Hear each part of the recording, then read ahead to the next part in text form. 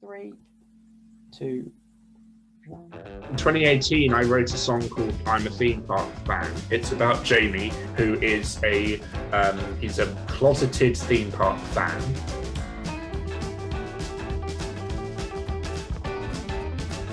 Hello and welcome to Coolio Podcast for a brand new episode here today, and I'm joined again with my co-host Ella from Simply Coasters. How are you, Ella, today? Hello, I'm good, thank you. How are you, Jay? I'm very, very good, thank you. I'm very good. That's good. Yes, good. But as we say in every one of these episodes of Coolio Podcast, we're going to be getting a guest on and to talk about different things. And with one event that is coming up on Saturday, which is Theme Park Fan, the musical, which we are all very, very, very excited for. And it is going to be released on Saturday, and I think at 7 p.m, I hope I got that right. But the person who's behind this mastermind and one of the creative people on this is with us today is Nick Hutson. And hello, Nick. How are you today? Hi, Jake. Hi, Ellen. I'm very well, thank you. How are you? Yes, I'm very good. Good. Very good. And it's 7:30 on Saturday. 7:30. Be there at 7 and watch a blank screen because with Theme Park Fan the musical is one thing. I think it was clearly in one of your teaser videos, which was it's one thing we all needed, which we did not know that we needed, and it's I think it's going to be so much fun. I think it's going to be so much fun. But where did the original idea and etc. come from it, and the process behind that? I actually listened to it again today for the first time in about 5 years, and I wrote a theme park musical about 10 years ago now for a theme park podcast that I still enjoy listening to and doing stuff with, called coasterradio.com, and it was a very silly musical, badly sung by me with not great production quality and stuff, but it was it's 10 years ago.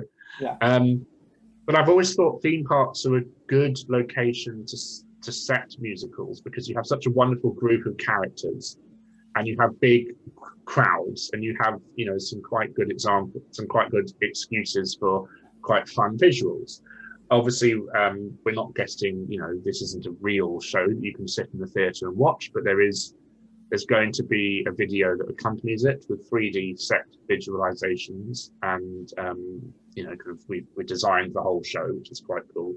To go along with the audio. In 2018, I wrote a song called "I'm a Theme Park Fan," which I'm a massive fan of. I'm sorry, it's still still played repetitively in my house. Just gonna say. Oh God.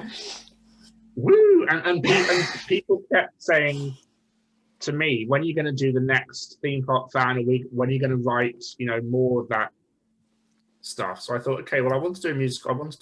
We're all in lockdown. Write something. So I thought about doing a musical about people going to America, doing a road trip, and writing about, making sort of gentle fun of that experience. But then I thought, no, let's set it in England, set it at opening weekend in Blackpool, which is this time when the whole community gets together. And from there, the idea just grew. And I was trying to come up with a title. And I thought, well, it's all about theme. Okay, there it is, Theme Park Fan, the music. We've got the song. Let's build on that song. Yeah. The song is in the show, don't worry, but it's in different pieces. So then I started chatting to some friends about it. Owen Evans, who's an incredibly talented musician and musical theatre fan and folk rock musician. He kind of did some of the tracks with me, did a lot of the vocals for the production you'll hear. And Ryan Nixon, who is playing the lead role of Jamie, who's a new vlogger going to Blackpool for the first time. And he was involved from the beginning, talking about the character and talking about, script ideas and story ideas. And then in December of last year, we brought on Dylan Lee, who's a trained director and also everyone involved in this are theme park fans, whether in the industry or whether they're just fans. There's no one coming from outside. Every single, it's about 35 people involved in this show, and they're all goons. Yeah. And it just so happened that we were working on it long enough that we thought, okay, we can actually release this, because it's obvious we're not getting to opening weekend this year. Let's release it at opening weekend, a musical about opening weekend with the people that we should all be going to see, playing versions of fictional people based on people that we'd normally hang out with. So it's got this weird, as I've said in lots of other chats, it's like an alternative universe or parallel universe of Blackpool. The park is owned by Miranda Timpson. And it's weird kind of parallels like that. That it looks like it's going to be a fantastic thing, because for me as a person, I love musical theatre. I love musical theatre. I'm a massive fan of it, and something like this is something I will just love to pieces, because it's something that I enjoy because so many people now are merging everyday things, like whether that's music or like theatre, for this example. Like, so many people are now merging theme parks with things that we do every day, like even like Lego sets now I'm seeing, and ride trains. So it's so cool that we all have to be creative. Put this as a musical.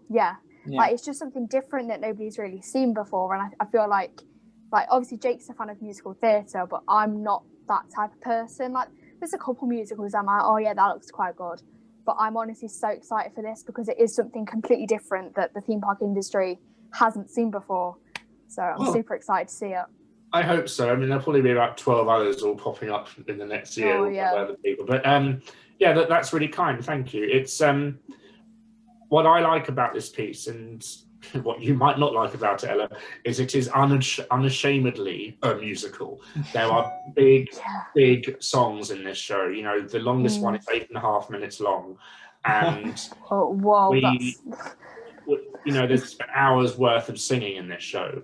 And what's great about it is it's all done by members of the community, all very good friends of mine, and there's some very, very talented people out there, and that's what we're showcasing here. It's great to hear, Jack Silkstone has a little cameo in it. He doesn't sing, but he has a great line. Kip Hapes sings. Mikey and Hannah from Scare Tour sing. Michael Bolton has a cameo from Scare Tour as well. And it's just weird to hear these great friends of mine in these ridiculous songs that I wrote. And the songs are ridiculous, but because we've treated it so seriously, it is ridiculous, but it has a kind of sheen to it that is, it's got a craft behind it, because that's what I'm trained to do. So I know about musicals and I know how they work emotionally. So there are moments where you might shed a tear, or there are, fun moments where it hits that euphoric state at halfway into the show. So, and it does have a little bit of a structure. It's only 1 hour and 9 minutes long, so it's not a full 2.5 hour show. But there is love in this craft, and the whole piece is it's a love letter to Blackpool. It's a love letter to theme park goons, and it's a love letter to musical theatre, and it's full of musical theatre references as well, which I think you'll probably like, Jake. Yeah, I think it's fantastic. And one thing from listening to other interviews you've had with other people, like Screwy Loops, Parksville and everything, is it that from the first script read, it's taken them like 4 or 5 weeks to put it all together? Is that like physically together? We had the first script read on the 2nd of January. Oh my gosh. So that's not long. No, but it's one of those things that without lockdown this wouldn't have happened. So I know it's a terrible situation we're all in, but from those dark things, good things can happen. And because people are kind of sitting at home, not going out, which is very good of them, people have hours and hours to put into this project, which is what shocked me. To sing, or whether to do set designs, or John Burton from Alton Towers has done the logo design, and it's just kind of all these amazing people coming together to form this wonderful project about community. And that's the most satisfying thing about it. It's something that started off with me, and then me and 3 friends, to me and 35 other people, all with the same goal in mind of getting this thing hopefully released on Saturday. It's a great joy to behold. Yeah, it's as I keep saying, it's my cup of tea. It's one thing I'm very, very, very, very, very excited for. But there is so many cameos in this project, and there's a lot, like going down to Jack Silkstone, Kip Hakes, even John Wardley, which is just mental. No, that's mental. That's mental. There's one more cameo that's even more mental, but I'm thinking of leaving that for another day. But let's just say it's legendary. So have you got like the actual nemesis, like alien in it? I mean, it's interesting you say that. You bring up an interesting point. We're not referencing any specific kind of real parks or brands in this show, because you have to be careful with that. If what I was saying earlier about taking it seriously, when I first announced this, people said, "Oh, I hope there's a rap song about the Smiler and things like that." And I said, "Well, we're doing a proper. We want this to have a life. We might do it as a film, or we might put it on stage somewhere. We want this to be kind of about theme parks, but not about Alton Towers or about Thorpe Park." So it can basically be lifeless. It doesn't matter if the rides are still like, if these rides that you may mention, which are like in a world of its own, like you said, the parallel universe, this can be lifeless, going wherever it can. And that's fantastic, because then people can continue watching this whenever and wherever in the future, which is absolutely fantastic. As for me, I possibly will listen to it many, many times. You also have to listen to it many, many times, because there's so many references hidden underneath dialogue. For example, there's little crowd scenes going on. There's memes that we reference at certain points, and at one point we had to say, "Stop rewriting the script, stop changing things, because we have to move on and start recording this, because we're putting so many things in." And even John Wardley's cameo, you might miss it. It's so subtle, fleeting, and sort of subtle, but it doesn't come where you expect it. I'll say that. And it's great for that, and I'm very, very excited for it as well. But yes, lots of cameos, because it kind of needs it, because it is about the community, and it is about hearing those friendly voices. Like Chris Davenport, Screwy Loops, can sing really, really well, so he has a couple of solos, which is nice. Ryan, for whom he wrote the role, he has an astonishing vocal range, so we made use of that. Some notes in the stratosphere. So it's really tailoring to people's strengths, which is lovely. I also feel like it's brought the community together, like especially like the people who you wouldn't think could sing well, like Screwy Loops. Like, I feel like it's brought them people together who are part of it and are doing the vocals. But I feel like also within like us, like the viewers, we're also going, "Oh yeah, I'm so excited for the musical on Saturday." And it's got people talking that, like, I don't know if this has happened, but Jacob, like, I don't know if you spoke to people like, "Oh yeah, I'm so excited for this. Oh yeah, I like musicals too." And like, I feel like it's just one of the things that's going to bring us all together in a time that is uncertain, and we don't know if we're going to get opening days like in March when it's supposed to happen. So I feel like it's something fell at the right time, if you get me. Yeah, exactly. It's something that's going to bring people together when we can't be together at a time when we normally are together. So it's got this weird kind of, and the fact that one of the major song and dance numbers is about Wetherspoons, I think that is, that's like the ultimate community thing that this show is about. So I love the fact that at 8:00 on Saturday night, all us theme park fans are going to be sitting in our little rooms listening to this musical, listening to people singing about being together at Spoons in Blackpool. So it is this kind of as I said, it's a very weird sensation. Add to that the smell by Aroma Prime. There's going to be a digital program that you can download and read. So we're really trying to give it, that proper immersive experience. So it's great fun. Going on to Aroma Prime, that's one thing I was going to bring up. Aroma Prime have created this scent package, isn't they? It's like different smells of Blackpool. Well, no, it's one smell. We did talk about it being multiple smells, but just due to time and stuff, we came up with one package, and they sent me a load of samples, so I was kind of able to design the smell. But that's a cool opportunity as it is. Exactly. I mean, just to make a smell. Just to have Aroma Prime get in touch with you and say, we want to do a smell for your product, we'll give all our profits to the charity. That's absolutely amazing. So why not have a smell that you can buy? It's only about £11-12, and it's a nice little memento. I mean, you can have it in a candle if you want, as long as you let me know, and you can have it in a diffuser, and I don't know, someone can come and fast it out to you. I don't know, but it's not a disgusting smell that one might associate with Blackpool. It's not kind of beer and vomit. It's very nice sea breeze, the salty air blended with candy floss, blended with new and old wood, which will give you an idea as to what this musical is sort of about. Sorry, not new and old wood, new old wood and new steel. So we've got this metallic, as if the sea has been bashing against these roller coasters all winter. Some people have got it already. And getting photographs and friends, I've got your weird smell for your musical. And it's just bizarre. It's just utterly bizarre. I feel like a smell for a musical, when I first heard it, I'm like, how does that work? I didn't know Aroma Prime did a smell for Blackpool or anything.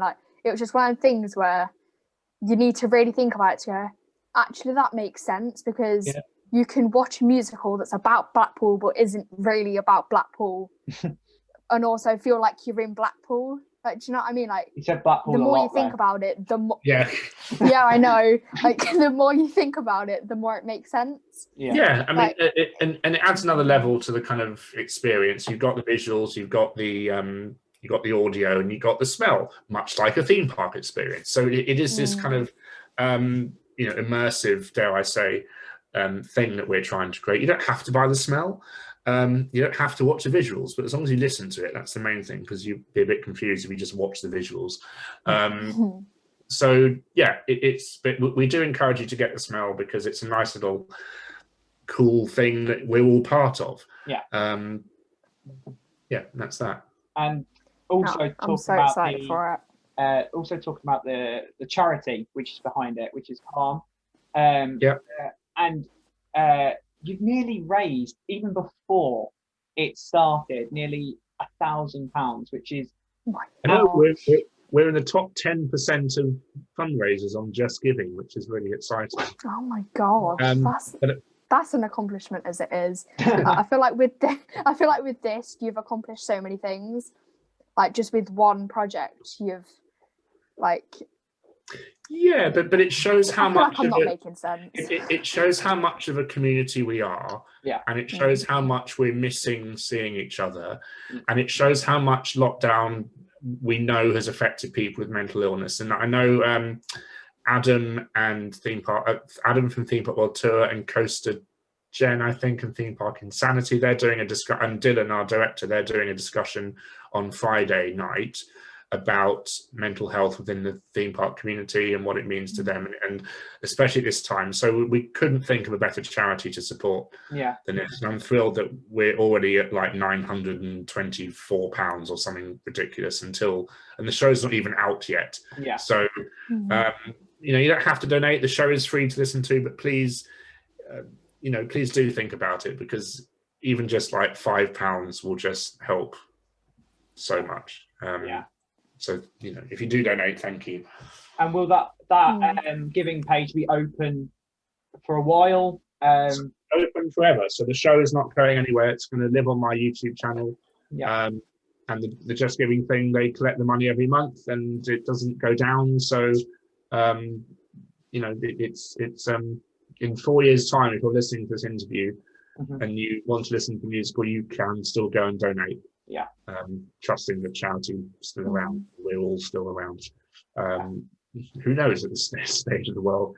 But yeah, so yes, you can, and please do. I feel like the songs in this are going to be like cherished forever. So like some songs, the hit for maybe a month, 2 months. But I feel like this, because it is so different and so new, that it's going to be cherished for a long, long time because of how we all felt at the time. Like, I feel like I'm going to be listening to this for God knows how long. And I feel like Jake will definitely put it on his speakers because of the amount of embarrassing stories he's told me listening to I'm a Theme Park Fan. Like when he was dancing to it in his living room or something, and his friend just walks past and just looks at him like gone out, like what? So I feel like a lot of people are going to listen to it. That's very kind, and you bring up a point that, you know, when you're creating something, you lose kind of not interest in it, but you're so focused on it, you forget that there are real people out there, not people I know, who are looking forward to this, and you know, who do have a kind of, you know, they know the hit song, whatever, and you know that there is an expectation here. But please keep in mind this is a lockdown recording, and you know, not everyone's mics are as good as everyone else's, so eventually we want to get into a studio and do like a proper studio album of the show. Who knows when that will be, but hopefully some point soon. And just kind of fine tune things and then look at what we can do with the show in the future, because that's the great thing about musicals, is they're so tangible and changeable. And you can have a lot of fun with them. I mean, we the story, for those of you who don't know, it's about Jamie, who is he's a closeted theme park fan, and he goes to Blackpool opening weekend for the very first time on his own, and he's starstruck by all these vloggers that he meets. So he does a big rap number with Zac Efstone, played by Archie Stevens, and he meets this girl called Costa Cassie, who's like the kind of motherly figure who guides him through all these weird traditions of opening weekend. And he meets another vlogger called Sam, who kind of is the seasoned expert in all the stuff. And they form a little friendship. And Jamie isn't getting the devotion and followers that he expected. So he comes up with a plan to change that, and that's all I'll say about the show. But it's certainly every single person listening to this musical who's ever gone to an event on their own, whether it's a park on their own for the first time, or even Blackpool opening weekend, or Comic-Con, or first day at school, first day at a job, can relate to this character immediately. So it's that fish out of water situation. And you know, so many young vloggers out there just vlog for the sake of wanting to be famous, and that's not why we do it, and that's what the show talks about as well. So we're not trying to hammer home a message here, but you know, there is a little bit of a moral, and amongst all the zany, hard, heavy metal scare maze parody songs and things twiddled around in it, there's there's a sweet little story there. That's nice. That is, and it's nice that it's got a message behind it. And I think that's one basis behind most musicals. And it's nice that with this you're keeping that going through. Yeah, well, it's a story you're telling, and it's not just a set of silly songs, which I think some people might be expecting. I don't think they're expecting it to be as structured and integrated as it is. I'm not tooting my own horn here, because it's not my work. It's not all my work. There's loads of other people that have contributed to this, but it is a very complicated piece of music that we've written here. It's 13 songs. As I said, nearly an hour's worth of stuff going on, and it's very varied as well. There's tango, there's rock, there's heavy metal, there's carnival music, there's little ballad in there. There's a big rap number with Archie parodying himself. There's cheesy 80s rock. So there's so many gospel, kind of Les Mis style, Defying Gravity style Act 1 finale. So there's loads of references in there, which is really good fun. But it has been written with love and heart. Yeah, and I feel like you've also catered for the whole community as well, because I think Jake can agree with me on this, that musical fans like musical style songs, like Defying Gravity. Like, I feel like all musical songs sound the same. But I feel like with this, because you've got, I'm not a musical fan, so I wouldn't exactly know every single song. But I feel like with this, you've got so many different like genres of music that everybody's got their distinct music taste, because I know mine and Jake's is very different at some points. So I feel like they are all painted with a musical theatre brush. So you are heightening that reality. You are losing your suspending your disbelief. Suddenly they're all singing a love song to a roller coaster. It makes no sense, but you just accept. I think we've all done that. Exactly. And it's just fun, and that's what it is. It's something that is needed. To go back to what my friend Chris said in the video, it's something we never knew we needed, but now we know it's coming. We all can't wait for it, which is cool. I think we bring today's episode to a close.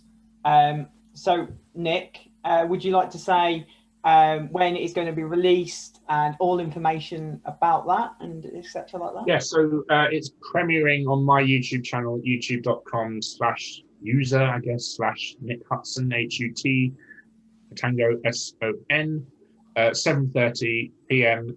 Saturday, the 6th of February. Of course, by the premiere, we mean if you turn up at 7:34, you've missed 4 minutes. So try and be there as you would in real life for the 7:30 start. After which, it will be on YouTube for you to watch however slowly you wish. And there'll be a program you can grab. There's probably still time for you to get your Roma Prime smell.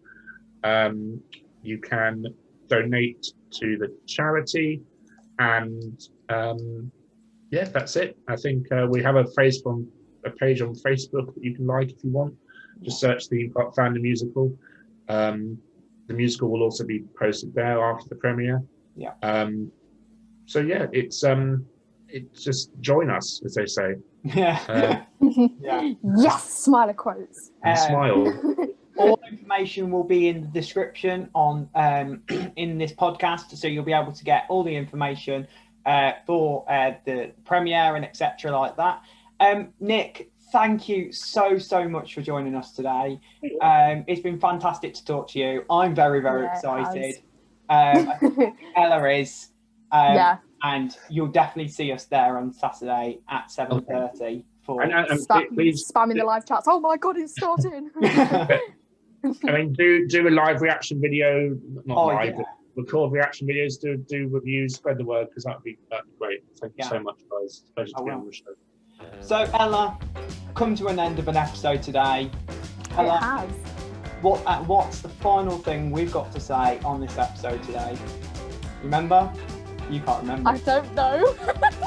All of you who are listening, remember to stay Coolio. Oh yeah, that one. Right, Ella? Yeah? Stay Coolio. Got it. Yeah? Got it. Coolio. Yeah. Right, thank you for listening, and stay Coolio. Goodbye, everyone. Stay Coolio. Thank you. Thank you for listening to the Coolio Podcast. Make sure to follow us on Instagram at Coolio Podcast, and stay tuned for more episodes. Thank you for listening, and remember, stay Coolio.